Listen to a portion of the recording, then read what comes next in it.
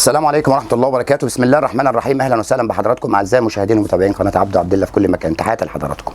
احنا النهارده يا جماعه في محل الاستاذ في دمنهور، في فلاجه دمنهور، محافظه البحيره، في منطقه فلاجه على الكورنيش جنب مسجد الصحابه. بنعمل يا جماعه النهارده بناء على طلبات حضراتكم طلبتوا مني بوصه وعود حداف لصيد المرحله اللي احنا فيها دي.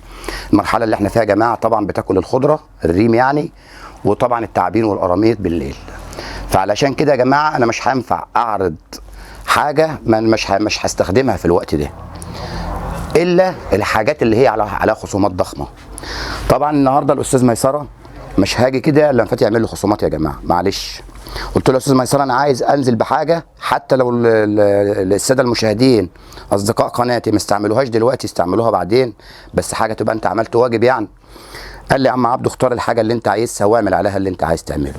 قلت له في حاجات احنا هناخدها هتتباع بثمنها كده، علشان دولت يبقوا نظام هديه من الاستاذ ميسره لاصدقاء القناه. قال لي طب خلاص. انا طبعا بما اني بحب قوي صيد الغله، وصيد الغله يا جماعه هو زي ما قلت لحضراتكم قبل كده هو امتع صيد تقريبا بالنسبه للصيادين اللي بيصطادوا بغله، صيد حضرتك وقاعد وكده. فقال لي خلاص اختار. انا اخترت تشكيله عود غله، تشكيله عود غله.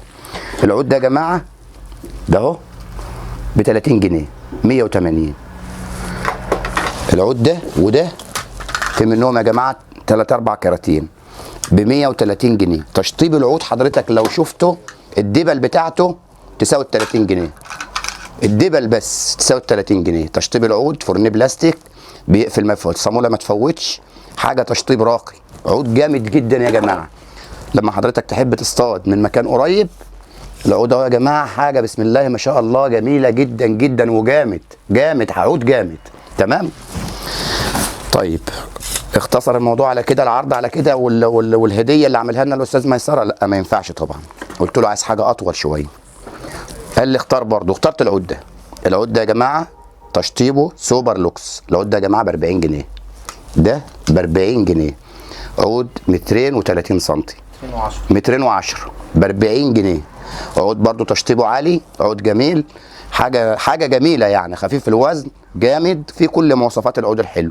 اصبح معانا عود ب 30 وعود ب 40. العود ده انا اشتريت زيه اول السنه ب 115 جنيه من واحد صاحبي. اشتريت زيه ب 115 جنيه اول السنه من واحد فاتح محل صاحبي. طبعا البيع والشراء يا جماعه ده اجتهادي. حضرتك ممكن تبقى واحد تلاقي في محل بيبيع العود ده ب 100 جنيه، حضرتك ده بيع اجتهادي.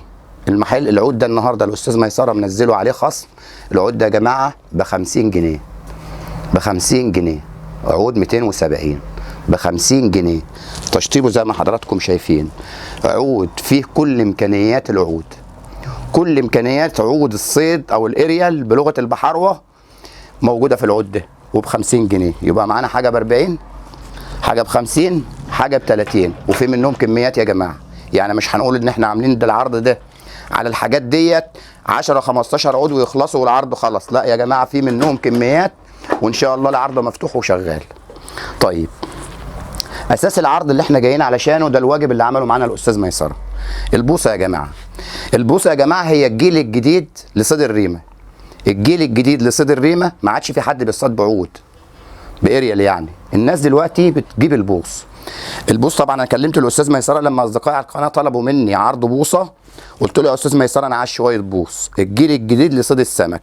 امتيازات البوصه اللي بيميز البوصه عن العود: خفيفه الوزن، دبل رفيعه معموله بنظام معين، الفتحه بتاعت الدبل دي صغيره بحيث ان الشعر يمشي سلس. طبعا صيادين الرمه فاهمين. يبقى الشعر حضرتك الفله واخداها حتى لو فله خفيفه تلاقي حضرتك الشعر ماشي سلس. طويله طولها 5 متر ونص، وزنها 220 جرام 220 جرام على الميزان. احنا كنا بنصطاده بعود 4 متر او 3 متر و60 وزنه 630 جرام. 600 دي 220 جرام. ليه يا جماعه البوصه لازم أن تكون وزنها خفيف؟ البوصه غير صيد الريمه، غير صيد الحداف، وغير صيد الغله. حضرتك بترمي العده قدامك وتستنى لما تغمز، لا حضرتك بتبقى ماسك البوصه او عود الريمه على ايدك طول النهار، فبالتالي عايز حاجه خفيفه. احنا اخترنا يا جماعه مجموعه بوص. البوصه دي يا جماعه 5 متر ونص ب 280 جنيه. ب 280 جنيه. طيب حضرتك مش هتجيب بوصه وزنها 220 جرام تحط عليها مكنه كيلو، لا ده انت حضرتك عايز لها مكنه تكون خفيفه وسريعه وجامده وظنانها كويس. طيب في مكن الاول كده صيني، مكن صيني حجم يمشي مع البوصه، ولكن الاستاذ ميسره يا جماعه كان حصل لغط في الفتره اللي فاتت على المكن الاستعمال اللي هو استعمال الخارج. المكن ده في بدايه الكلام واقسم بالله العلي العظيم انا واخد 63 مكنه لاصحابي. المكن ده واخد منه 63 مكنه لاصحابي. لو هجامل الاستاذ ميسره مش هاخد 63، هاخد مكنتين مجامله، مش هاخد 63. وبعدين لو هاخد حاجه اجامل بيها هاخدها لنفسي، انما مش هاخدها لاصحابي. يوم ما واحد منهم مكنه تقف منه ويقول لي لا مؤاخذه انت بكشت عليا. فخدت 63 مكنه لاصحابي، لان الحاجه دي يا جماعه اسمها المقتنيات بتاعه العمر. ايوه اي نعم هي استعمال. اليابان ده شغل حاجه لوحدها، زي ما الاستاذ ميسره قال قبل كده دول كوكب لوحدهم، دول ناس في كوكب تاني. المكن الياباني احنا بدايه هنتكلم عن المكنه. ايه المكنه بتاعه الصيد دي؟ المكن اللي هو العادي بتاعنا اللي هو المتداول. المكن العادي بتاعنا اللي هو المتداول عباره عن ايه؟ المكنه دي يا جماعه تقريبا 99% من المكن نظامه واحد. نظامه واحد ازاي؟ تحت اليد دي حضرتك والمكنه على الوضع ده بتلاقي ترس اسمه ترس الشمسيه، ترس كبير كده اسمه ترس الشمسيه. تحت خالص في حاجه ترس صغير كده بايت في سقاطه اسمه ترس التوزيع.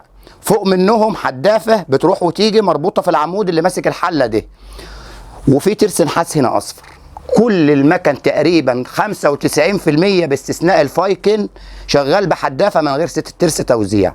كل المكن زي بعضه، يعني الناس اللي حلت مكن والناس اللي قدام اللي بيعملوا صيانه بنفسهم عارفين الكلام اللي انا بقوله. ميزه المكن الياباني والمكن الكوري عن المكن الصيني اللي هو بيجي لنا، اللي هو الصيني الدرجه اخر درجه تعتبر، ما هو في صيني عالي. اخر حاجه ميزه المكن ده ان المكن ده يا جماعه خامته جامده. يعني مكنه زي دي لا مؤاخذه انا شاريها استعمال اهو، استعمال اهي، بس المكنه ديت انا اموت والمكنه دي موجوده، هي كده معموله كده. المكن ده يا جماعه في منه احجامه من اول الحجم ده لغايه اكبر حجم بتاع الحيه حضراتكم شايفين قدامكم اهو. بالنسبه لاسعاره يا جماعه، اسعار المكن ده بتبدا من 100 جنيه، بتبدا من 100 جنيه. المكن ده يا جماعه انا خدت مكنه اسمها اولمبيك ياباني. حضراتكم انا بتكلم كلام حضراتكم دوروا عليه، بحثت عليها على النت شفت سعرها لقيتها عامله 175 دولار. 175 دولار الاولمبيك الياباني الحجم المتوسط لقيتها عامله 175 دولار. المكن ده يا جماعه الاستاذ ميسره بيبيعه ابتداء من 100 جنيه لغايه 500 جنيه واكتر، لا مش اكتر، لغايه 500 جنيه اعلى مكن شفته عنده. طيب حضرتك المكن ده الاستاذ ميسره ينفع يشحنه؟ لا، المكن ده بالذات ما ينفعش يشحنه، لازم حضرتك تيجي بنفسك. في ناس اصدقائنا بيقولوا ده مكن بيبقى جاي تعبان ومكن مش هاخد منه 63 مكنه. حضرتك دلوقتي ربنا ادانا عقل نميزه بيه. المكنه ديت يا جماعه لو فيها سنه في ترس بايظه حضرتك وانت بتلف كده هتلاقيها بتعض معاك المكنه، هتلاقي المكنه بتعض معاك.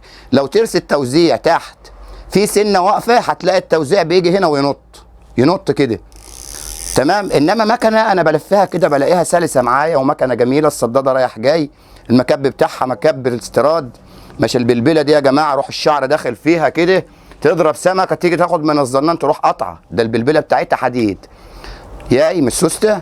مكنه عليها تشطيب ياباني، يعني الواحد ما ينفعش يتكلم فيه، تمام كده يا جماعه. في من المكن الاستعمال كل الاحجام، حضرتك تيجي تنقي اللي انت عايزه. الاسعار بتبدا من 100 جنيه. عايز حضرتك تركب على البوصه مكنه صغيره للريمه صيني موجود وباسعار كويسه. طيب خلصنا كده من شغل الريمه وشغل ايه الاوكازيون العرض. قلت له يا استاذ ميسره احنا عايزين عيدان للحداف والشغل الليل، لان احنا المرحله دي زي ما قلت لحضراتكم احنا هنصطاد التعبان، هنطلع بالليل، يا بالليل بالطعم والمصران والشرايه، يا اما بالنهار بالريمه. الريمه خلصناها والاوكازيون العرض ده اللي عليه تخفيضات خلصناه. قال لي انا هجيب لك 5 6 انواع قرايل واختار منهم. قلت له بس ما تجيبليش عود لا مؤاخذه في منه 50 حته عندك وانا اعمل الناس تسال بعد كده ما تلاقيش. قال لي لا هجيب كميه كويسه. جاب حاجه غاليه وانا قلت له هات لي حاجه غاليه وهات لي حاجه رخيصه. الرخيص مش وحش، الرخيص ماركه، والرخيص حضرتك الراجل المستورد بتاع الاريال ده يا جماعه الفيديو بتاعنا شفته والله وموجود حضراتكم على الفيس، رافع عليه كرسي وزنه 5 كيلو. بس انا موضوع الرفع والكلام ده مش نشاطي. انا افتح العود اعرف تشطيب العود شكله ايه. العود عجبني تشطيبه، عجبني طلعته، تشطيبه عالي، يبقى يا جماعه اشتري العود ده. لو انا لا مؤاخذه بتاع سمك وشغلتي السمك ما عرفتش العود من فتحته، يبقى راجع نفسي، ولا رفع ولا الكلام ده. العود ده يا جماعه عود جميل، 3 متر 60، 3 متر 60 جامد. العود ده يا جماعه الاستاذ ميسره قال لي ب 160 جنيه، وانا بالخناق نزلت 5 جنيه، بقت ب 100، بقى ب 155 جنيه. تمام. العود ده 3 متر 60، خلوا حضراتكم شايفينه وعارفينه اهو، ماركته يا استاذ رضا 3 متر 60، العود الاسود في احمر، ماركته مكتوب قدام حضراتكم اهي. تمام يا جماعه؟ تمام. طب قلت له عايز حاجه اقل شويه، ما في عالم زي حالاتنا غلابه والناس الظروف على قدها. قال لي العود ده يا عم عبده، بقول له هو على ضمانته الشخصيه، وانا كمان باكد على الكلمه ان العود ده على ضمانتي انا الشخصيه. العود ده ب 100 جنيه، 3 متر 60 برضه، 3 متر 60 ب 100 جنيه. العود ده يا جماعه فيه مميزات تقريبا، انا كل العيدان اللي انا اخترتها دي اخترتها عشان مميزات، فيها مميزات كويسه. العود ده كربون 80%، 80% كربون، مش هقول لحضرتك 100% عشان ابقى انا كده مش صادق مع حضراتكم. كربون 80%. العود طلعته كويسه، العود طلعته كويسه، عود رفيع يتملك في الايد وجامد، عود رفيع تملكه حضرتك في ايدك وجامد. ميزه العود ده عن العود الثاني بالنسبه لي انا كصياد، العود ده وانا بتعامل مع سمكه يا جماعه، العود ده يريحني شويه عنده. اولا لخفه وزنه شويه عنده، العود ده لخفه وزنه، وثانيا ان العود هيروح ويجي مع السمكه يبهدلها. ده بيتعامل بيه الصياد اللي هو ايه، متمكن من نفسه قوي، وفي نفس الوقت عود جامد، سعره بسيط ب 100 جنيه. طيب العود ده كان بيقول لي غالي، قلت له لا ده انا عايز منه. ده يا جماعه فاس مش عود، ده عود اتخلق عشان الناس لو عايز تتخانق تتخانق بالعود ده. العود ده بقى حضرتك دلوقتي راجل لا مؤاخذه ما انتش وش بهدله، حضرتك قاعد، في ناس بتحب تصطاد وهي قاعده على كرسي، وناس شيك وناس تمام، ما عندوش استطاعه ان الميه تلمس جسمه، ما عندكش استطاعه ان الميه تلمس جسمك. العود ده يا جماعه 5 كيلو هترفعه قلبك حديد، بمجرد ما حضرتك هتمسكه في ايدك وتفرده هتقول الراجل ده بيتكلم صح. عود يا جماعه عود فاس، فاس. العود ده سعره غالي اي نعم، في منه كل، انا لما عجبني العود قلت له يا استاذ ميسره انا عايز كل اطوال العود ده، لان العود ده مش هيقعد، انا متاكد من كده يعني. العود ده يا جماعه اسعاره الاستاذ ميسره هو اللي هيقولها بنفسه، تشطيبه على اعلى اعلى اعلى مستوى.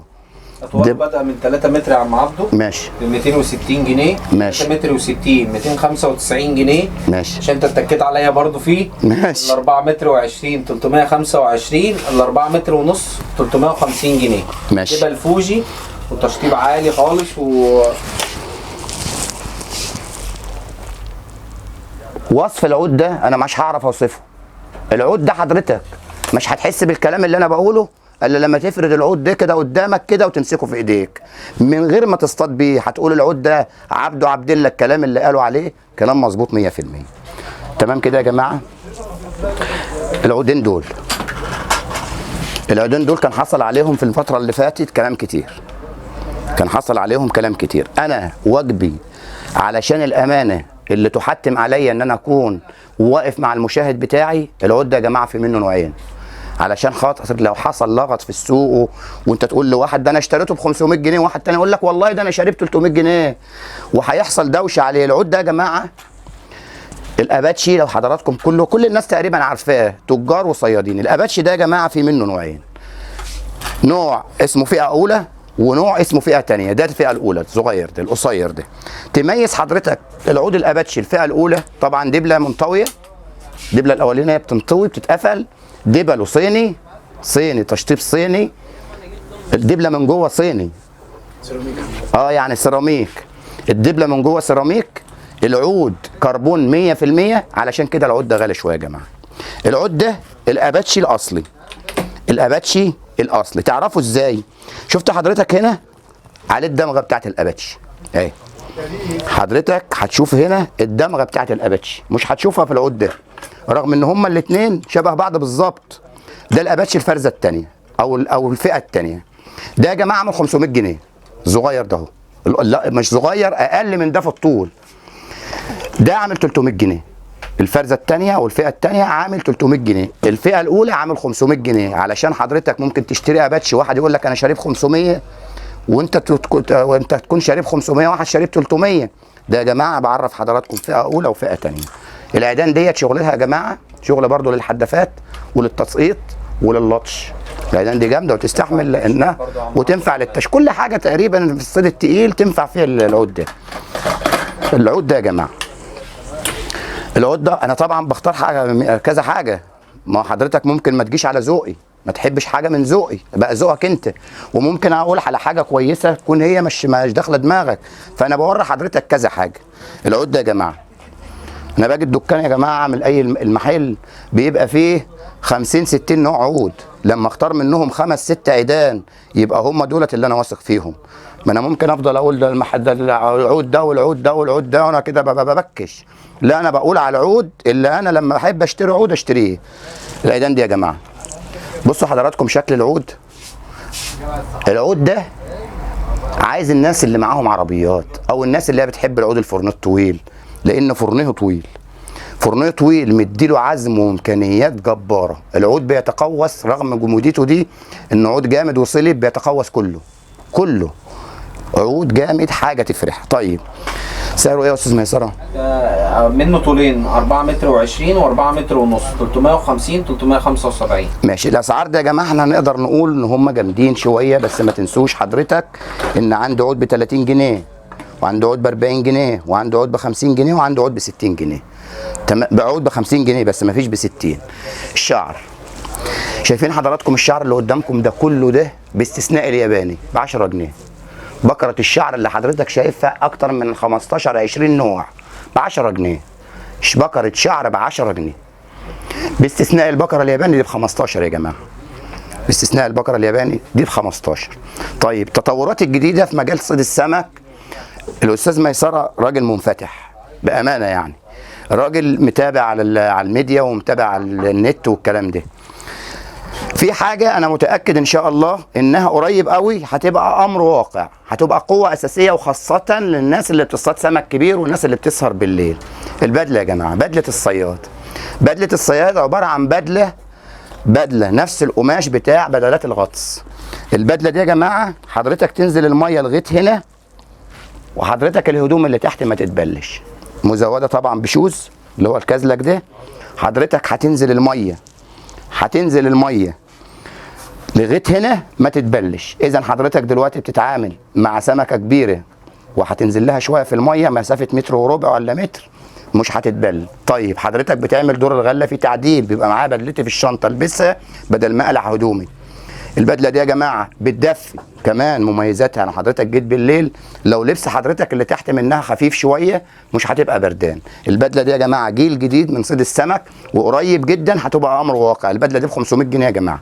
لا يا استاذ مصطفى، بدله يا جماعه فيها زوادات، حاجات كتير، فيها جيوب جوه للطعمه وفيها جيوب للسنار، فيها حاجات كتير، يعني ايه مزوده بدله مجهزه لصياد السمك اللي هو هيطلع على الميه مش عايز يتبل ميه. بتتلف حضرتك في الكرتونه زي دي، هي بتيجي في كرتونه زي حضرتك بتلفها تحطها في عربيتك. حضرتك رايح بالطقم الشيك بتاعك بتقلعه وتلبس دي تقضي يومك وتمشي، يا اما بتلبسه عليه. تمام يا جماعه؟ تمام. وانا باجي الف الشعر دايما تلاقي الشعر البقره اتلخفنت مني، فبتقعد الصيد ده ناس على طول شغالين في تطور في كل حاجه في الحياه. راح منزل لك المساكه دي. المساكه دي يا جماعه عباره عن مساكه ب2 صاموله، حضرتك بشفاط بيتقفل كده في اي مكان، تحط الشفاط وتروح قافل كده يمسك في اي مكان. تاخد اول بكره الشعر تركب الشعر على مكانتك وتلم، الشعر يطلع مع حضرتك سلس من غير ما يتلخفن. حضرتك اشتريت ربع او تمن من ده، حضرتك هتحط كده. ان احنا واحنا بنلم الشعر أيوة. بنبقى عايزين الشعر يبقى شادد شويه. ايوه ما انا فاهم، ما انا بقول ما تلخفنش منك وما يخفش. برافو عليك. درجات لمسكان البقره. أيوة. عشان تخفها او تزودها عشان البقر. بمعنى يا جماعه ان حضرتك لو عايز وانت بتلم عايز اللم بتاع المكنه يبقى قاسي شويه عشان الشعر يتسطر على المكنه وما يبقاش خفيف، بتروح مديلها سنه صغيره. ده كلام الاستاذ ميسره. دي ب 50 جنيه يا جماعه، دي ب 50 جنيه. طيب انا طالع اصطاد بالليل، انا بشيل العود في الشنطه.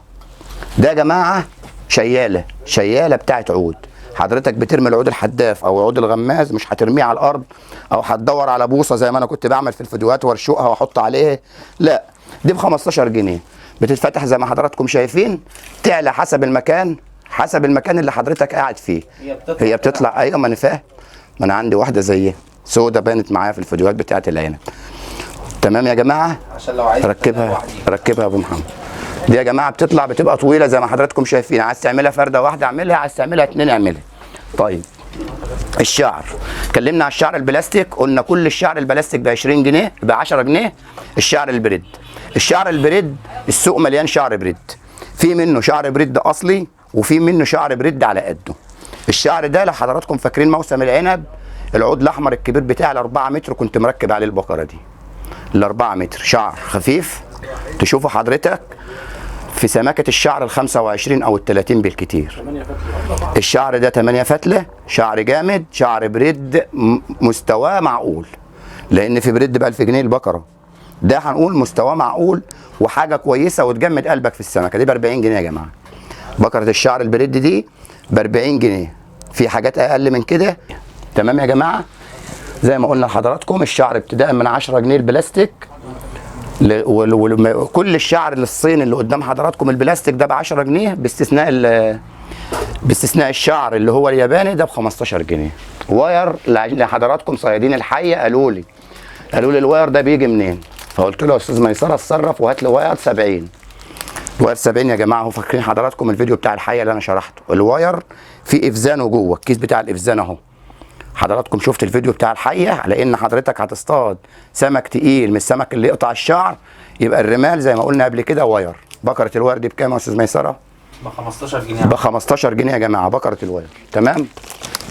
الكشاف، انا صياد ليل عايز يبقى معايا كشاف بنثق فيه، كشاف ما يجيش في نص الليل ويروح نايم مني، كشاف يكون وزنه خفيف، ما البسوش في دماغي يروح مصدعني. انا بتكلم الكلام اللي انا بشوفه على نفسي ومع كل الناس. تيجي حضرتك تلبس الكشاف بعد نص ساعه تلاقي نفسك مصدع. اشهد ان لا اله الا الله. الكشاف ده يا جماعه حضراتكم شوفوا حجم الكشاف قد ايه واضاءته ايه. قد ايه يا جماعه الكشاف؟ الكشاف ده يا جماعه كشاف بيشحن بشاحن التلفزيون، شحن التليفون. 2 لمبه، اللمبه اللي فوق دي لوحدها عشان لما تبقى عايز تحدد على حاجه معينه، عايز تنور منطقه كامله، في اللمبه الليد الشريط اللي تحت دي يا جماعه. دي هندسه ده يا جماعه. لو حضرتك قاعد في مكان 3 في 3 ولا 4 في 4 اكنك قاعد تحت لمبه كبيره. الكشاف ده جميل، خفيف الوزن، بيشحن بشحن التليفون.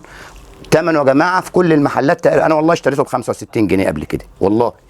الكشاف ده الاستاذ ميسره قال لي علشان خاطر مشتركين قناتك الكشاف ده يا جماعه ب 55 جنيه في محل الاستاذ. طيب حضرتك نسيت تشحن التليفون في الكشاف في البيت مع حضرتك عربيتك، الناس اللي معاها عربيات، حضرتك ده ممكن يشحن في العربيه، وحضرتك ماشي رايح تصطاد نسيت تشحنه في البيت بيشحن بالشحن ده، شحن التليفون ده في العربيه. يبقى كده الكشاف كل حاجه محتاجها بالليل يا جماعه موجوده عند محل الاستاذ ميسره هنا. الرصاص، تشكيله الرصاص كامله، حدافات يا العنب. لو فاكرين حضراتكم كنت بقول لكم ركبوا رصاصه تقيله في النوبريه اصغر منها بشويه. كل تشكيله الرصاص اللي حضراتكم عارفينها، وكيلو الرصاص ده ب 33 جنيه يا جماعه، ب 33 جنيه. كل حاجه يا جماعه بتحتاجوها حضراتكم موجوده عند الاستاذ ميسره باسعار معقوله، واسعار تقريبا بتنافس كل الناس، وبضاعه انا مش هقدر اشرح حاجه يا جماعه الا وانا واثق فيها 100%، لان معلش يعني الاستاذ ميسره وغير الاستاذ ميسره كلهم اصحابي وحبايبي. بس انا ما اقدرش اقول لحضراتكم على حاجه ما بقاش واثق منها خالص، لازم انا اكون واثق منها بنسبه 1,000,000%. يبقى احنا بنشكر الاستاذ ميسره يا جماعه على العرض ده، عرض الاوكازيون. التخفيضات عود يا جماعه بيبدا من 30 جنيه و40 جنيه و50 جنيه، دولت اللي عملهم معانا الواجب النهارده الاستاذ ميسره. بخصوص المكن الياباني ده يا جماعه، المكن الياباني ده حضرتك عايز تشتري مكنه عايز تشتري مكنه تيجي حضرتك تتفرج عليها بنفسك، لان المكن ده مكن جميل جميل جميل والله، واخد 63 مكنه انا واصحابي، وحضراتكم هتشوفوا المكن ده انا شغال مكن العمر يا جماعه. دلوقتي احنا تقريبا اتكلمنا على كل حاجه اللي احنا يعني هنحتاجها في المرحله اللي جايه. بس اسمحوا لي كلمه واحده بس قبل ما اقفل الفيديو ده. بالنسبه لتجار ادوات الصيد، تجار ادوات الصيد يا جماعه كلهم اخواتنا وحبايبنا. قنوات الصيد ومحلات ادوات الصيد دول فصيل واحد وجزء لا يتجزأ من بعض، احنا الاتنين حاجه واحده. في ناس اصدقائي واصحابي وناس انا بحترمهم بيبيعوا باسعار الناس بتتكلم عليها، ده بيع وشراء يا جماعه، ده بيع وشراء. اي حد يحترم، انا بلاقي حاجتي وبسعر كويس عند اي حد احترمه واشيله على دماغي. كلام على حد وكلام من ده وكلام واحد يجيب سيره ده، الحاجات دي يا جماعه رجاء بالله عليكم، احنا اخوات واسره واحده، محدش يسيء لحد، لان احنا في الاول وفي الاخر اخوات والدنيا متسابه. وفي اخر الفيديو بشكر حضراتكم على المتابعه. في حاجه صغيره يا جماعه بس، الاستاذ ميسره عامل قناه على اليوتيوب اسمها قناه الاستاذ لادوات الصيد. القناه دي يا جماعه في المرحله الجايه كل حاجه تنزل جديد، جيل جديد في صيد السمك هتلاقوها على قناه الاستاذ. عايز تقول حاجه يا استاذ ميسره؟ انا يعني بنشكر طبعا كل المتابعين عم عبده وصفاته ربنا يخليك. الغاليه اللي طبعا لها تقدير واحترام عندي كبير جدا. ربنا يخليك يا استاذ ميسره. ونوعدكم دايما ان كل الجديد، ويمكن عم عبده متابع معايا اول باول، ان احنا دايما على طول بندور على كل جديد موجود في السوق في مصر وبره مصر. والله العظيم الحاجات اللي جت دي لسه نازله مصر ما كملتش 24 ساعه، وفي حاجات فيها ما نزلتش لسه مصر.